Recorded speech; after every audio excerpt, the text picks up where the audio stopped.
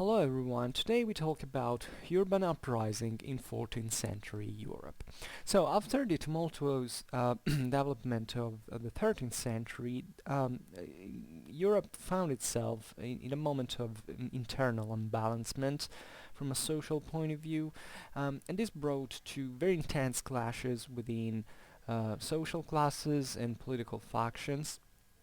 Especially in times of crisis that followed the 13th century, especially in the 14th, where the classes that had risen during the last centuries, especially middle classes, were still present, although in crisis, and could still have a say in political matters. And as you know, the 14th century is the great century of crisis. There is a contraction of European economy. Then it follows the Black Death, that is really a watershed in Western history, not only. And it's interesting that the main problems that occurred in public order in Europe happened basically in the second half of the 14th century, so following these economical disasters. And this actually followed also in the countryside, so that 14th century is the century of the Jacquerie, of all the great peasant revolts scattered all over Europe, triggered actually by many reasons. But today we will stick to only to the urban uprisings. And the protagonists of such revolts were those very crowded, better, let's say, those very large crowds of salaried workers that existed at this point in the most advanced European centers at the time. And simply because they were consistent masses that lived within the city walls, and therefore were located at the center of usually what it was the regional economy. These very big cities were extremely powerful political and economical entities, and hitting their social life in this sense with unrest and public disorder was a very was something very easy to do for these workers from the inside.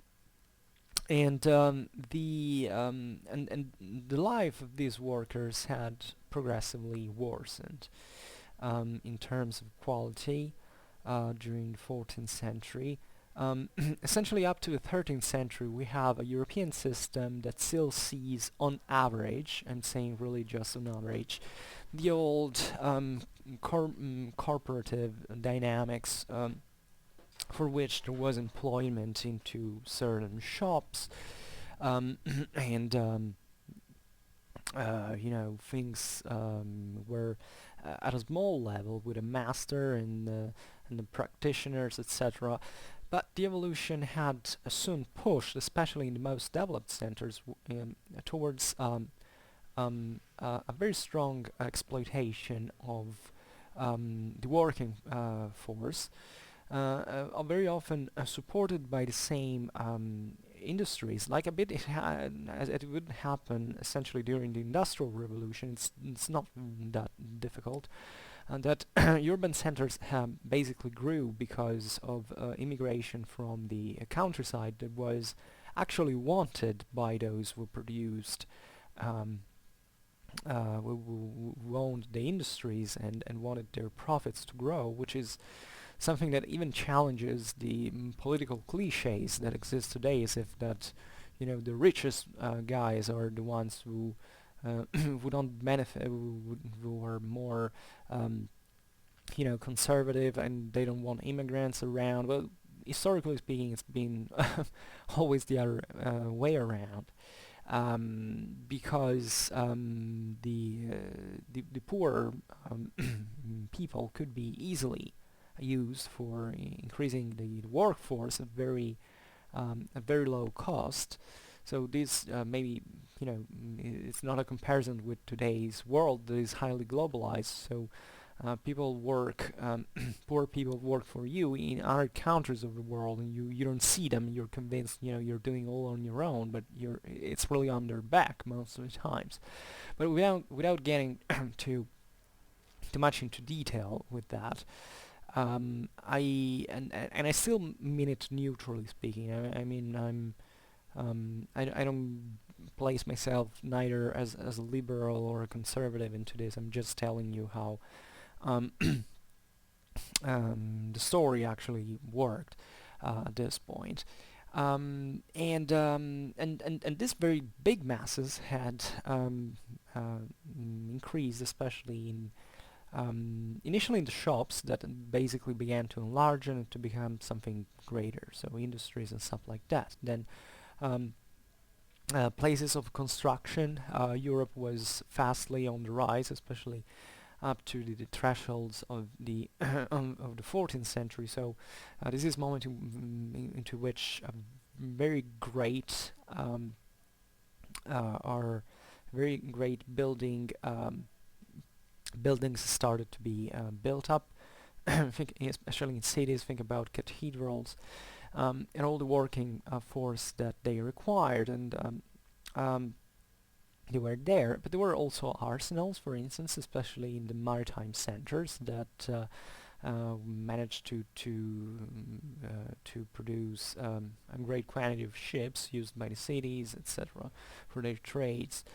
Um, so in this process, basically, you have a lot of people were depending on a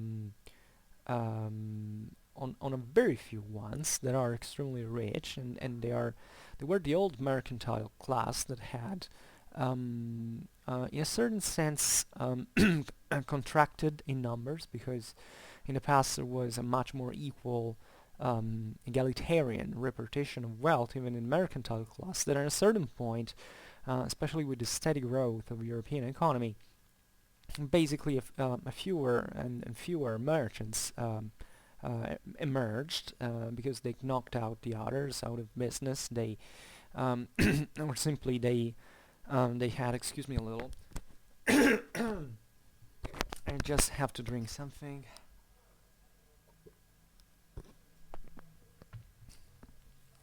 Sorry.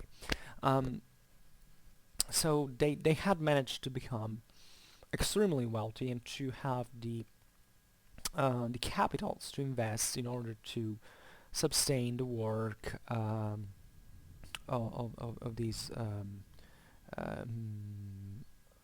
salaried men and women that worked in their industries. And we have to think, especially in textile production in Flanders in Italy, there are these huge industries that can host really many people work. So these great merchants basically began to own everything and even to dictate the rules, because in normally in these urban centers, unless there wasn't a very strong feudal authority, especially in Northern Europe this was the case, those who ruled were actually the citizen classes, and the merchants, being the wealthiest people in the cities, monopolized the government. They decided who could join or not. It was a sort of mob in many ways. You have to think medieval history is basically, from a political and social point of view, it's only and exclusively a group of mobs that monopolized things and had their rights kind of confirmed by the authorities at a certain point, who couldn't do much uh, against the whole society at a point, and maybe could even play on favoring this or that player, because that meant they could take advantage of someone else. And this is how the Ancien regime basically worked. And for those time standards, it was a pretty advanced political system, but obviously, with the um, French Revolution, basically what it was sanctioned was saying, these special privileged interests, cannot be supported by right. We have to be all equal. We all have to have the same opportunities. I always mention the French Revolution. To tell the truth, the brightest one in this sense is the American one, at least for how what produced constitutionally, in my opinion. Much more pro American Revolution than French Revolution, historically speaking. But this is wholly another matter. And what it's what had happened was what I was saying before, that the production system had been completely changed from the previous centuries. So there was no master or disciple.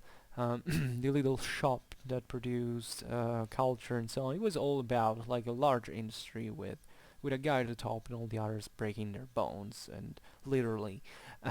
You got all the people who fell off from the cathedrals while they were building them. Um, and the main consequence of this is that the salaried work was always less paid, and always more discontinuous, which meant that you couldn't even rely on this. How did this happen? Well, actually, it happened quite easily, in the sense that when economy worked, was going on, was increasing, was going well, there was technically room for everybody. This is something that happens in cycle all over again, economically speaking, in history. Um, you know, big production, okay, because the economy can support that. So this creates a lot of competition, because if the means are there, um, um, the person who doesn't take them is stupid. So technically, also the jobs that were being created, doesn't matter how underpaid, uh, initially for a peasant standard, let's say, were actually good, so that they would go, they would run into cities to take those jobs, and to go well. Then the economical crisis kicks in.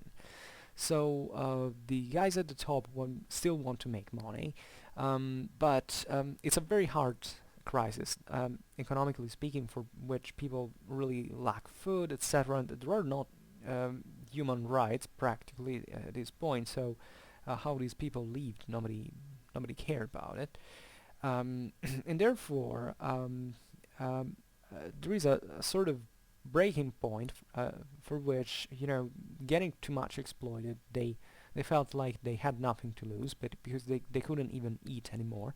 And that's the worst of the conditions, because when a person doesn't even have the hope of making it for the next day, and to feed himself, that's the moment in which you have the most brutal revolutions in history, and where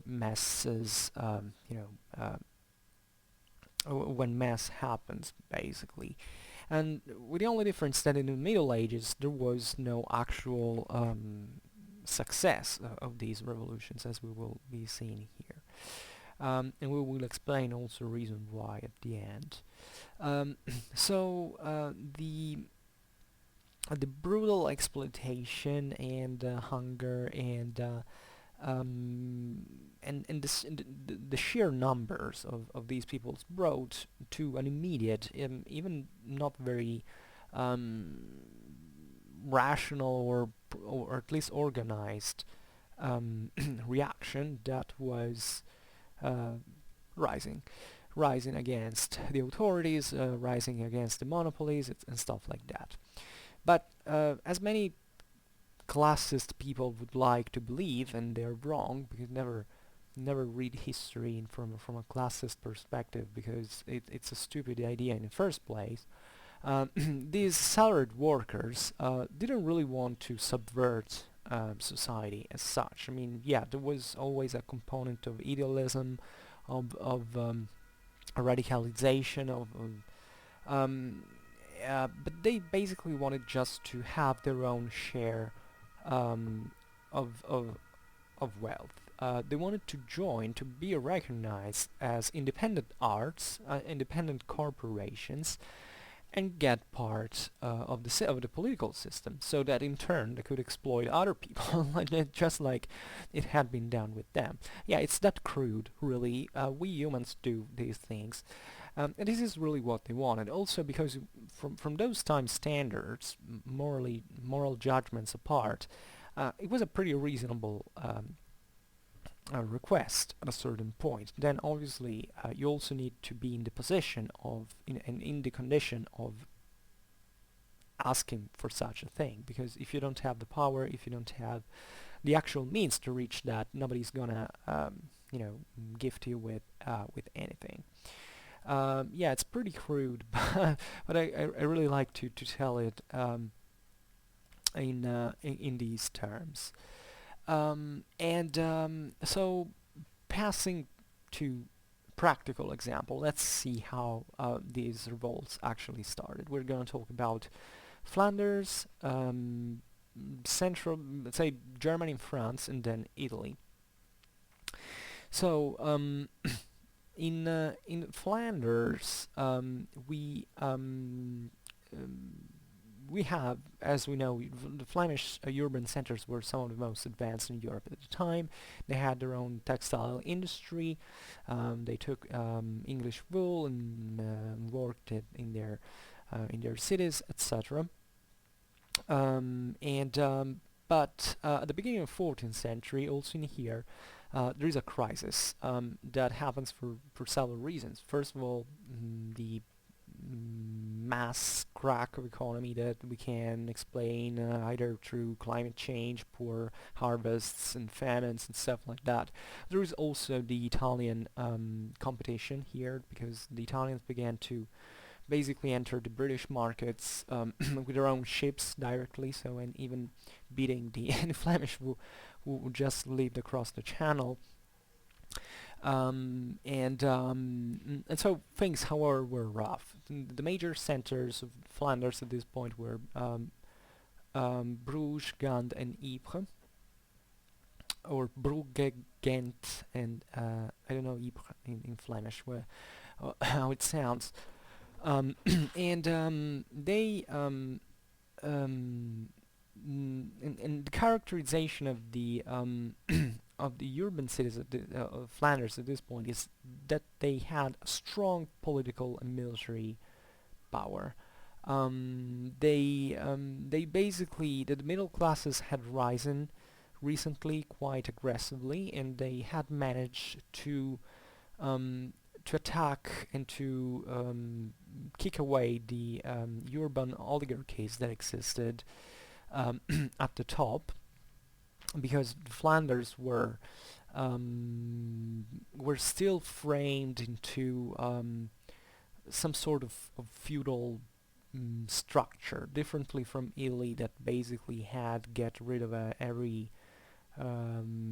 anyone who was trying to impose a sort of external rule. The Flemish cities had risen still into in that pattern, partly because they were weaker than the Italian ones, but also because probably this their growth happened later, and probably, but this is just my impression, and don't take it as historical fact. Also because they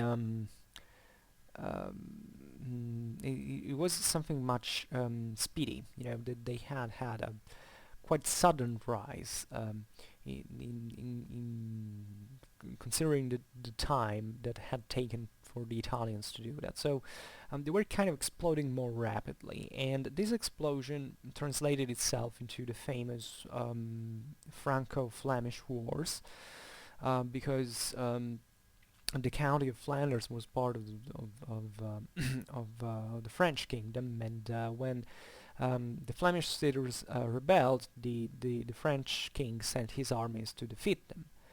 And actually the war endly was won by the French, but the French suffered considerably from this. And in military history, it's famous, the Battle of Courtrai, or Courtrai, I believe it's in Flemish. in 1302 that is really the people, these commoners with no cavalry, many basically cutting down the very best of European heavy cavalry. It was the French one at the time. So that tells you actually also the the the, the moral and material strength of the Flemish communities, and it's a remarkable piece of history. But one character that you actually find in also in the other popular revolts at this point is that these commoners really didn't have a great political or military vision behind this strong, instinctive reaction, aggressive reaction towards the establishments. And actually there were quite intense political and social clashes within the same Flemish commoners. And this unavoidably brought division, and I can tell you division is the best recipe for defeat. And this would basically stem or it would make actually die out the chances of these artisans and salaried workers to take over eventually into Flanders from a political point of view. And think about the I was just checking one thing, sorry. Yeah, there was in Gant the great enmity between the textile workers and the fullers that basically although they had supported from 1338 to 45 the government of Jacques van Artevelde, who basically brought to extremely violent clashes and massacres from both factions, and this was basically the decline of the Rhone of the city from this point of view. And think also that the same cities were quite often also in competition with each other, so there would be certain centers rising and other going down. So there was really, aside from the immediate requests of these classes, a great political unity that could make things work on the long run. And that's how it basically failed. Also in France and Germany, there were urban revolts carried out by the more unsatisfied classes that however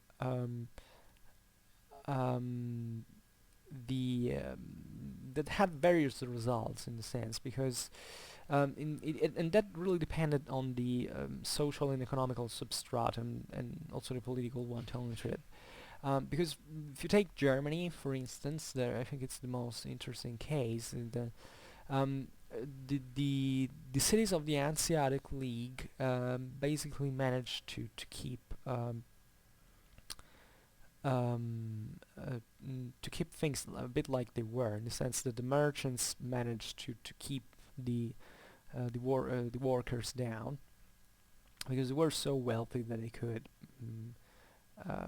defeat them practically, while in the center and south of Germany, where there was less mercantile development, it was kind of a more traditional environment with less urban development also on average.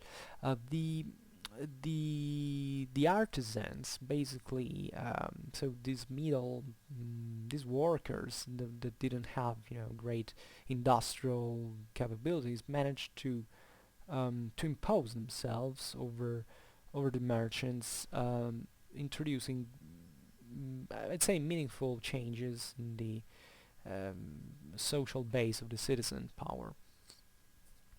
But the more complex and more famous you know revolts in Europe were definitely the ones that took place into Italy, and this happened really because obviously the Italian centers had were the most developed.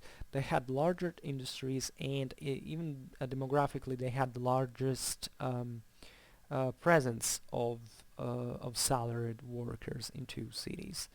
The major example is Florence, because Florence was a bit of the prototype of this. Actually, it's an exception, because Florence is such a large, popular city that you don't find anything else like that into Italy. But let's say there were a lot of tensions in the local textile production environment, because it was being sensed that certain a part of the salaried workers were kind of trying to make it to the top with their strength in numbers, and to enter the government that of Florence, that of the during the 14th century had basically been crystallized by the major arts and corporations that, as I said before, acted as a sort of mob. They decided basically everything. They had closed the access to other businessmen. They managed this immense wealth. Florence is the wealthiest city in the world in absolute terms at this time in history. And even though the crisis kicked in at the mid of the 14th century, even slightly before, so things got a bit rougher in the second half of the century. And there were certain episodes, for instance, the ones of the Carders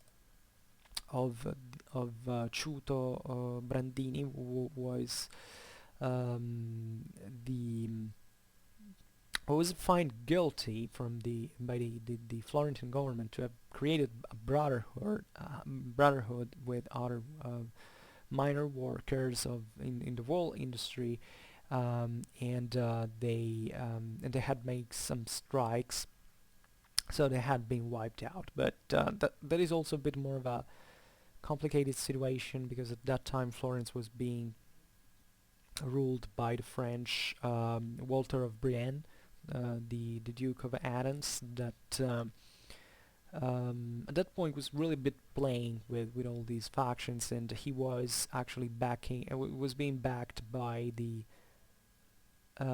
major arts. So he and eventually got kicked out because he in fact didn't have the support of them at a point. That was a quite violent and however settled problem, because the guys were wiped out. But there were certain other successes in Florence. For instance, in 1347 there was the dyers communities that even though they didn't manage to see constitutionally recognized by the commune their corporational autonomy, they however obtained to be to be parts that some of them could enter into they could elect one consul of the 9 that existed to manage the art of wool. So pretty meager because it was like one versus the other 8, but still, they kind of got their tiny part into the Florentine tiny place into the Florentine government. And that was important because it was a matter of share. These movements were not radical. They were, especially in these more organized cities, there was a great it was a great higher political refinement, just brutal revolts and stuff like that. It was something that could be discussed, something could be even tested in politically speaking, without necessarily violent outcome. But the major and most famous in European history urban revolt that you find in every medieval history book was still in Florence. In 1378, it was the uprising of the so-called Ciompi that were the workers in the textile industry, in the wool industry, and wool, sorry, and basically they rose because they objectively were living in extremely dear economical conditions, so they were asking for political rights. And however, their uprising was extremely violent and radical in many ways. They rebelled in July and even managed basically to reach some power in the city. There was a very diversified community, telling the truth. So it was a situation to which even these excesses could take place, but then to resize, we will be seeing here now. And They were recognized an autonomous art of the salaried workers of the textile industry, with a participation into the city government. And this was made feasible also thanks to the alliance that the Ciompi made with the poor artisans. And initially speaking, they seem to be going pretty well, because they eventually created other three arts that was their own. Then one of the dyers, and one of the I don't know yet how it is really in English, but it's like other cloth workers, and they had even they had even the access to within the priorate. There was the higher citizen government organism. However, the things got wrong for them quite soon, because it was a very highly you know well, these things flared, and they could even obtain certain results, but they had no strong basis to be supported by. And the so-called fat populars that were essentially the rich guys, they basically the American classes, they began to do something very nasty, that was basically cutting off the supplies, the city supplies, because Florence was a huge city at this time. And the Ciompi were a lot, so by cutting down supplies, they could really starve them easily, because they didn't have the great warehouses of the merchants, they didn't have the stocks, something like that, so they were more exposed to such an economical politics. And the merchant classes definitely wanted to take these guys out, because they were seen like the terrorists of the situation. So it was a radicalization of the struggle, and there were other revolts, because the workers at that point saw themselves to be challenged openly, and things escalated quickly for the bad for the Ciompi. Because the major arts were managed to put up certain militias within the city, and at the end of August, so quite soon actually, they suppressed the Ciompi government, and they killed a lot of people. There were basically 300 death sentences.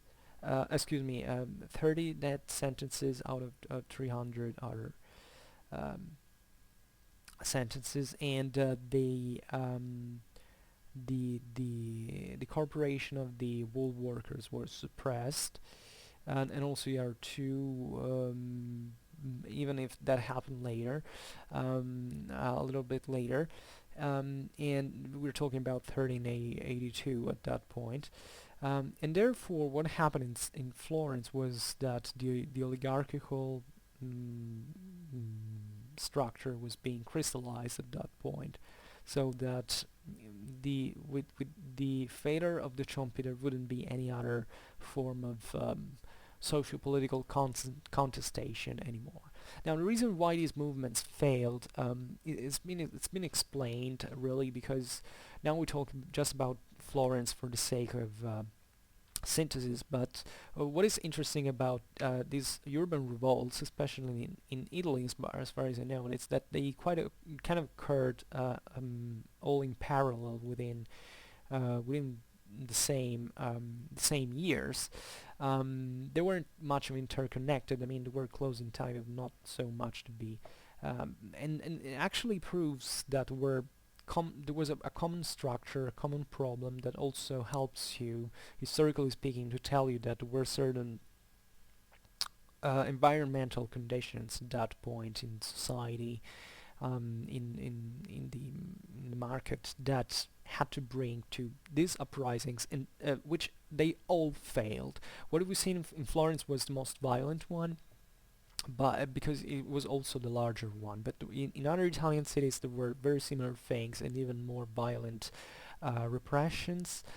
Um, in no place there was an actual victory. The Ciompi were the ones that got the closest to that, even if it was still not feasible objectively. And the reason being that it's interesting also for other matters, especially in military terms, is that seemingly the society of the time basically had a very few proletarians. Let's say what's called proletarians just mean those who had literally nothing but their own children as as a property. That's the origin of the term. And that's quite important, because in other times of history, if you take the Roman one for instance, at a certain point the working force of the proletari was of the proletarians was I was saying it the Latin way, thinking about the Romans, um, was kind of exploited to do other things. Like Gaius Marius created the professional Roman army through the proletarians. Here, seemingly at this stage of the Middle Ages, in the segmentation of European society, especially in these very advanced centers, that were also the wealthiest one, the proletarians were not enough to carry out a revolution. And this had consequences, because this is the time, for instance, in which the the the mercenary companies are operating, the condotte are taking place. Who are these guys? They're not popular armies. Actually, popular armies were instead in decline. So there were just these professionals who were paid by the mercantile classes, and the mercantile classes didn't have at that point no interest in arming the people, because as we've seen, if these guys that weren't so even well armed could even subvert for a month the life of a city, by equipping them and creating a political and military body of a very consistent one, demographically speaking, to wage war, etc., would have definitely subverted the politics of those times, and it would have been a very great threat, or even death sentence to the oligarchies for the way they had been structured in the previous centuries. These urban revolts really tell us that this was really the last chance that the popular classes had in the Ancien Regime to achieve something greater until literally the end of the modern age, because we have said it also in other videos that this is the moment in the 14th century to which basically European society crystallizes in terms of classes, in terms of oligarchies, and who was at the top, who was at the bottom. This is something that wouldn't change basically for for the rest of the Middle Ages and even part of the modern age. So you can argue that until the 13th century there was a European system that was growing so tumultuously speaking that nobody could still say what would happen when it would have, shrunk. When it happened, um, especially during the Black Death, um, we see that these movements that followed from the popular classes couldn't make it to reach the top, and they were uh, cut down quite in a merciless way, basically. So it's fascinating because you wonder, among the various things, if the Black Death had not occurred, um, what popular classes could have achieved, because yeah, there was before the Black Death was already a economical crisis of sort, but in that crisis, if the plague had not wiped away one third of the mm, European population, that was incidentally mostly the one of the cities and mostly the popular ones, if these would have the latter would have been able to achieve, even for on the base of their numerical strength, something greater, and if European society at the end of the Middle Ages and beyond would have been the same or not, and that would have changed everything in terms of politics, in terms of the Renaissance, of the cultural elitisms that would have not existed. Maybe we would have had a scientific revolution before that. I don't know, before the time in which it occurred. So I don't put, especially the last hypothesis is kind of, um, forcing with imagination, but there is no doubt that history could take another path, and that through these revolts we can see that that path was probably the natural things if other events had not occurred, because there was the actual base to achieve something like that. Instead, it didn't happen. The popular classes grew increasingly poorer. There was a sort of re-feudalization towards the late Middle Ages, and even in these very big urban centers, it kept growing, telling the truth, because after Black Death, then very slowly things started rising again, even if not the same rhythms of pre-plague rhythms, but yeah, so it was. It's quite interesting, I think, to consider it, and it's also quite interesting as a military historian. I that is studying exactly this, telling the truth. I can tell you that it's very fascinating. It's impossible to study the military history of these very years without understanding these processes, because you can understand why European infantry in the first half of the 14th century uh, mm, rose pretty consistently. We remembered Courtrai before, and there is plenty of other battles that occurred in a very short amount of time in these first decades of 14th century, and then all of a sudden they stop. Why? Because crisis kicks in, the plague destroys everything. So you can even measure these processes, and these infantrymen were all from popular classes, and every region also makes exception, because for instance, the rise of the infantries in Italy didn't happen in the same fashion. It happened in Flanders or in other centers. It was something previous, and their fall occurred earlier. So, and that tells you really also about the society and politics of those communities. And Well, that's pretty much it. I don't know how much you like that. I'm always every time I say what I can talk about and think yeah, let's say something social because I really don't like much social history, telling the truth. I instinctively don't bond with it and probably even tell it badly, but I still, the more I read about it, and the more I think it's necessary in order to understand history, because especially for the Middle Ages, when you have a lot of political fragmentation, and it's basically difficult even to orient towards which entity you wanna see at the local level. There are still certain continental scale trends that tell you that objectively there was a lot in common, especially in Western Europe and in these more urbanized areas that can be compared, can give you, a comprehensive picture of many things that happen all across these communities at the same time, even if they were quite distant in space, but not even so much because these were also quite connected centers for economical reasons, and what would happen in, I don't know, in the London market would it be immediately known in Florence.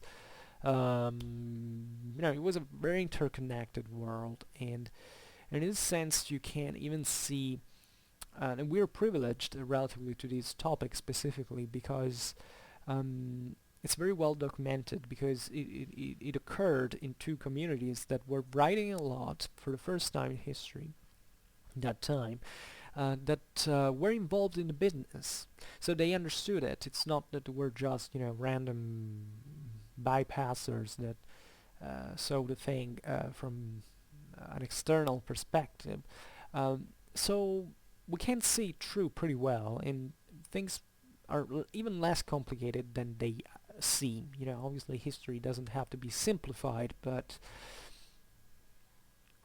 there are certain elements, it doesn't have to be complicated either, or beyond beyond necessity. So these were my thoughts, and I hope you enjoyed this video as always. If you did, please share it, otherwise leave a like or subscribe to my channel if you want to receive for news about my activity. As always, I thank you heartily for listening. I wish you a nice time and see you next time. Bye.